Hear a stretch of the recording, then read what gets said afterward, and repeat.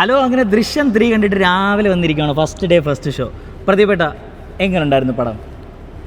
പടം നമുക്ക് അത്യാവശ്യം കാര്യങ്ങൾ പറയുകയാണെങ്കിൽ പ്രഡിക്റ്റബിൾ സ്റ്റോറിയാണ്. കാരണം അതിൻ്റെ ഒരു തേർഡ് പാർട്ടാണ്. അല്ല, ആ ഡയലോഗ് അടിച്ച ആ ഡയലോഗ് എന്ന് പറഞ്ഞേ. ക്ലൈമാക്സിൽ മോഹൻലാൽ ഒരു ഡയലോഗ് പറയുന്നുണ്ട്, ഇത് ഇവിടം കൊണ്ട് അവസാനിക്കണം, ഇനി ഇതും കൊണ്ട് ഞങ്ങളുടെ മുന്നിൽ വരരുത്.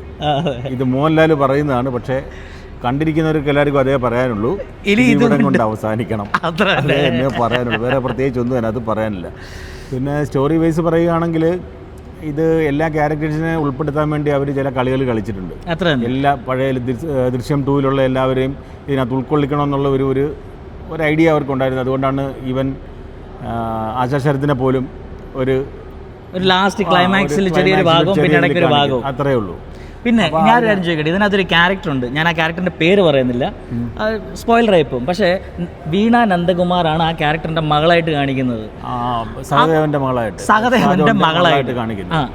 അവളുടെ ക്യാരക്ടർ എന്തിനാണ് ഈ സിനിമയ്ക്കകത്ത് കൊണ്ടുവന്നത്? സത്യത്തിൽ ആ ക്യാരക്ടർ തുടക്കം തൊട്ട് നമുക്ക് മനസ്സിലാവുന്നുണ്ട് അവൾക്ക് എന്തോ ഒരു ഈ സബ്ജക്റ്റുമായിട്ട് ബന്ധമുണ്ടെന്നുള്ളത്. അതെ. പക്ഷേ അത് ഇന്റർവെല്ലിന് ശേഷം പിന്നെ അവളെ ആകെ ഒരു ബക്കറ്റ് എടുത്തുകൊണ്ട് വെളിയിൽ നിൽക്കുന്ന ഒരു സീനല്ല, പിന്നെ ഒരു സീനേ വരുന്നില്ല. പിന്നെ സീനേ ഇല്ല. അവളാണ് സത്യത്തിൽ ഈ സ്റ്റോറി ഒരു പകുതി വരെയെങ്കിലും നമ്മളെ കൊണ്ടുപോകുന്നത്. നമ്മളെ ഒരു ഇൻട്രസ്റ്റിംഗ് രീതിയിൽ നമ്മളെ കൊണ്ടുപോകുന്നത് അവളാണ്. പക്ഷെ പിന്നെ അവളെ സഹദേവന്റെ മകളാണ്. സഹദേവന് വേണ്ടി ഏറ്റവും കൂടുതൽ കഷ്ടപ്പെടുന്ന അവളാണ്. അവളൊരു ജേർണലിസ്റ്റ് ആയിട്ട് കുറേ ഇതുകളൊക്കെ കാണിക്കുന്നുണ്ട്.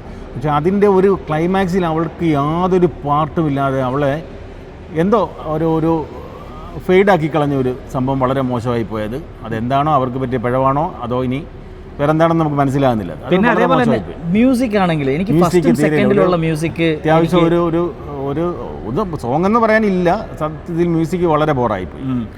പിന്നെ എഡിറ്റിങ്ങിൽ ചില ഭാഗത്തൊക്കെ പാളിച്ചകൾ പറ്റിയിട്ടുണ്ട്. കാരണം പുട്ടിന് പീര ഇടുന്ന പോലൊരു പരിപാടിയാണ് കാണിച്ചത്.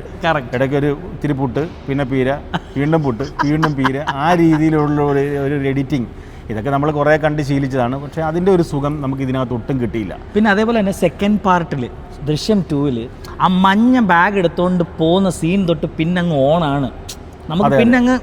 നമുക്ക് ഒരിക്കലും പ്രെഡിക്റ്റ് ചെയ്യാൻ പറ്റാത്തൊരു ക്ലൈമാക്സ്. പോലീസ് സ്റ്റേഷനിലേക്കൊക്കെ വരുമ്പോൾ നമ്മൾ ശരിക്കും വളരെ ടൈറ്റ് ആകുകയാണ്. ആ DNA ഒക്കെ മാറുന്നതും. പക്ഷേ ഇതിനകത്ത് സെക്കൻഡ് ഭാഗത്തിലുള്ള ആ സിനിമയിലുള്ള ആ സ്റ്റോറിയെ ഒന്ന് എന്താ പറയുന്നത്, ഒരു എക്സ്പ്ലെയിൻ ചെയ്തെന്നുള്ളൊരു സംഭവം മാത്രമേ എനിക്ക് തോന്നി. അതേ പറയാനുള്ളൂ. പ്രത്യേകിച്ച് ഇതിനകത്ത് കോർട്ട് സീനൊന്നും നമുക്ക് തീരെ ഇഷ്ടപ്പെടാത്തൊരു സ്റ്റൈലിലേക്ക് പോയി. എക്സാക്ട്ലി ക്രിയേറ്റ് ചെയ്ത ഒരു സംഭവങ്ങൾ കാണിക്കാൻ വേണ്ടി ഒരു കോർട്ടും അതിൻ്റെ കാര്യങ്ങളും മാത്രം. ഇതേ ഉള്ളൂ. എനിക്ക് എഡിറ്റിംഗ് ആരാണെന്ന് എനിക്ക് ഓർമ്മ വരുന്നില്ല. പക്ഷേ എന്തോ ടോട്ടലി എഡിറ്റിംഗ് എനിക്ക് നല്ല അഭിപ്രായം പറയാൻ തീരെയില്ല.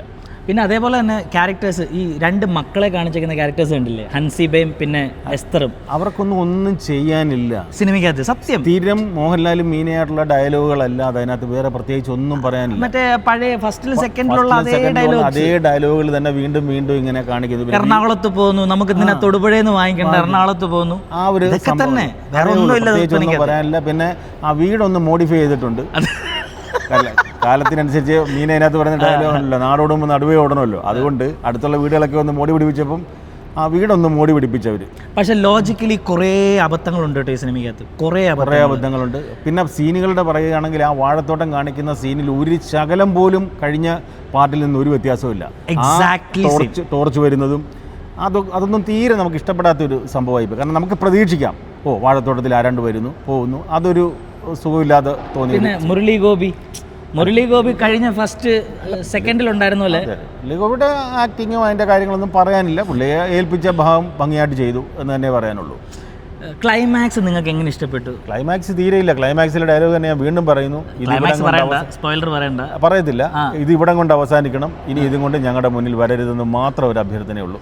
പിന്നെ കാണാനുള്ളവർ പോയി കണ്ടോളുക. അല്ല, ജീതു ജോസഫ് സാറിനോട് എനിക്ക് പറയാനുള്ളത്, ഇതോടെ മതിയാക്കുന്നതായിരിക്കും നല്ലതെന്നാണ് എനിക്ക് തോന്നുന്നത്. എമ്പുരാനൊക്കെ തീർന്നതുപോലെ അതേപോലെ. ബിക്കോസ് ഇതൊരു വളരെ വളരെ സിമ്പിളായിട്ടുള്ളൊരു സ്റ്റോറി ആയിട്ട് എനിക്ക് തോന്നിയുള്ളൂ കേട്ടോ. എൻ്റെ പേഴ്സണൽ ഒപ്പീനിയനാണ് ഞാൻ പറയുന്നത്. ചേട്ടനോ? എനിക്കതേ പറയാനുള്ളൂ. കാരണം പിന്നെ അവരൊരു ട്വിസ്റ്റ് കണ്ടെത്തി എന്താണെന്ന് വെച്ചാൽ ആ കുട്ടിയുടെ ഒരു കല്യാണം പ്ലാൻ ചെയ്തു. കാരണം അതിന് കുറച്ച് ഏജായി, കല്യാണം നോക്കണമല്ലോ. അതുകൊണ്ട് അങ്ങനെ ഒരു കല്യാണ സംഭവം പ്ലാൻ ചെയ്തത് കൊള്ളാം. അങ്ങനെ ഒരു ചേഞ്ച്. അപ്പോൾ ആ കല്യാണത്തിൻ്റെ ഇതിലും പയ്യനെ തപ്പുന്നതും ഇതൊക്കെയാണ് ആദ്യമൊക്കെ ഒരു ഫസ്റ്റ് ഹാഫൊക്കെ എനിക്കൊരു സീരിയൽ പോലെ കാണുന്ന പോലെ എനിക്ക് തോന്നിയുള്ളൂ.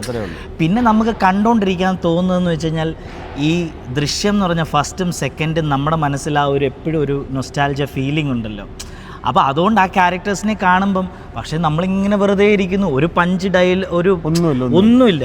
പിന്നെ ഈ ക്ലൈമാക്സിലോട്ട് കയറുന്നൊരു സീനുണ്ട്, അത് ലാസ്റ്റിലുള്ള ഒരു 5-10 മിനിറ്റാണ് നമുക്ക് എക്സാക്ട്ലി, പക്ഷേ നമുക്ക് ഹൈലി പ്രഡിക്റ്റബിൾ ആണ്.